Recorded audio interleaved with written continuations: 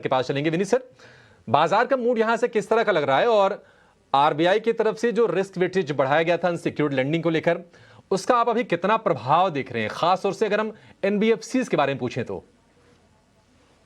देखिए, एनबीएफसी को तो थोड़ा सा प्रेशर और थोड़ा झेलना पड़ेगा, क्योंकि अभी क्या है, उनको बैंक्स की लेंडिंग इतनी नहीं आएंगी, वही कॉस्ट पे नहीं आएंगी।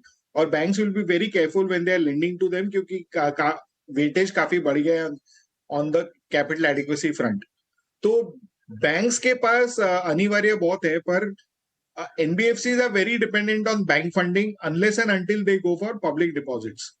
तो पब्लिक डिपॉजिट्स के पास भी जाएंगे तो इनकी कॉस्ट बढ़ने वाली, थोड़ी मार्जिन प्रेशर में आ सकती है। तो इसके चलते हमें लगता है कि एनबीएफसी थोड़ा सॉफ्ट रहेंगे, अभी भी उसमें करेक्शन जारी रहेगा। लेकिन बैंक्स तो संभल लिए हैं, और हमें लगता है कि आगे जाके थोड़ा सा बैंक्स का ट्रेंड साइडवेज टू बुलिश बायस के आसपास रहेगा। और फाइनली जब आपके दिसंबर के नंबर आएंगे तो हमें लगता है कि उसके साथ बैंक्स में वापस उछाल आने की संभावना है। तो बैंकिंग को लेकर ये भी आज हम देखेंगे। अगर हम बैंकिंग स्टॉक्स की बात करें तो एसबीआई में भी आज थोड़ी थोड़ी रिकवरी के संकेत जरूर मिल रहे हैं। आप जरा आईटी शेयरों पर जरा एक व्यू दीजिए, क्योंकि हमने देखा है कि जब से अमेरिका में आंकड़े आए इन्फ्लेशन के अनुमान से, कह सकते हैं कि हमारे लिए बेहतर साइड पर वो आंकड़े आए और उसके चलते आईटी शेयरों में एक रौनक सी आ गई। आज भी हम देख रहे हैं कि बाजार सुस्त है लेकिन आईटी शेयर चमक रहे हैं।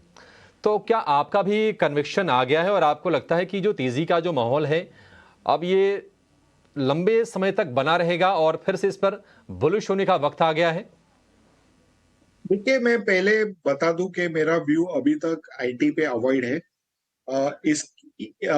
इसके कारण मैं आपको बाद में बताता हूँ, पर लेकिन आप अगर देखोगे तो अगर आईटी कंपनीज, ज्यादा करके जो लार्ज कैप आईटी कंपनीज है, उनकी ऑर्डर बुकिंग हमारे संभावना से काफी अच्छी रही है। मार्जिन भी उन्होंने काफी मेंटेन किया है और उनकी एट्रिशन लेवल्स काफी स्थिर तक थम गई है, तो उनकी थोड़ा सा बिजनेस काफी स्टेडी हो चुका है। लेकिन हमारे दो प्राइमरी कंसर्न्स ये है कि हमें लगता है कि डॉलर का रीसेट होना अनिवार्य है, क्योंकि उनकी जो यूएस की जो फाइनेंशियल सिचुएशन है, मैक्रो बहुत खराब है। दूसरी चीज क्या है कि हम एक्सपेक्ट करते हैं कि जो लोन्स दिए गए थे, बहुत सारे ऑर्गेनाइजेशंस जो फॉर्म हुए थे कोविड के बाद में, उनकी आ, उनको रीप्राइस और रिन्यू करने के लिए जब ये आएंगे तभी पॉसिबिलिटी है कि उनके इंटरेस्ट रेट्स बहुत बढ़ जाएंगे। इसके कारण हमें लगता है कि आईटी को काफी प्रेशर हो सकता है इन दो कारणों की वजह से। तीसरी चीज क्या है कि ट्रेडिशनल सर्विसेज जो ऑफर कर रही है इंडियन कंपनीज, वो इतनी मार्जिन नहीं देगी, क्योंकि ऑटोमेशन का स्पीड इतना भारी है कि इनके एग्जिस्टिंग मॉडल्स काफी शॉर्टफॉल लग रहा है। हालांकि काफी कंपनीज जैसे टीसीएस ने 1/3 वर्कफोर्स अपना टुवर्ड्स एआई टिल्ट किया हुआ है एंड मशीन लर्निंग। लेकिन सारी कंपनियां ये कर पाएंगी, कितने सक्सेसफुल रहेंगे ये थोड़ा देखने के लिए है।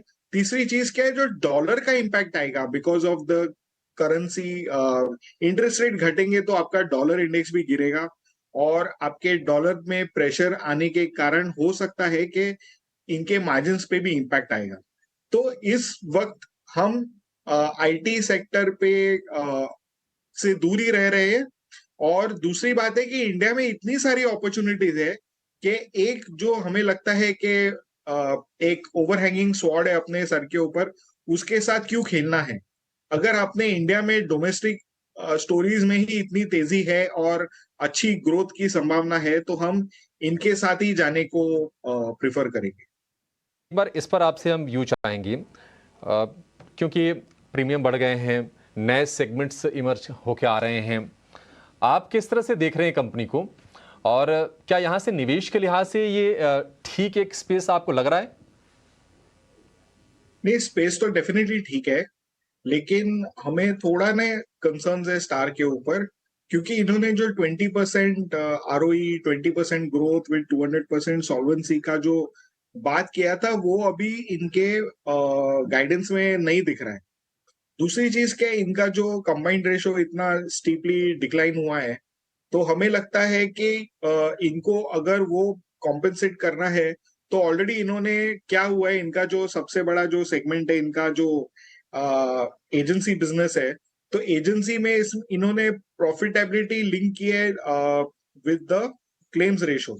तो यहाँ पे स्लो डाउन होने के चांसेस है, कॉन्शियस स्लो डाउन है, और एट द सेम टाइम वो लोग बैंकिंग और जो खुद के ब्रांचेस डाल के बिजनेस ग्रो करने की जो देख रहे वो, तो वहां से कैसा ओवरऑल बिजनेस इवॉल्व होता है हमें देखना पड़ेगा।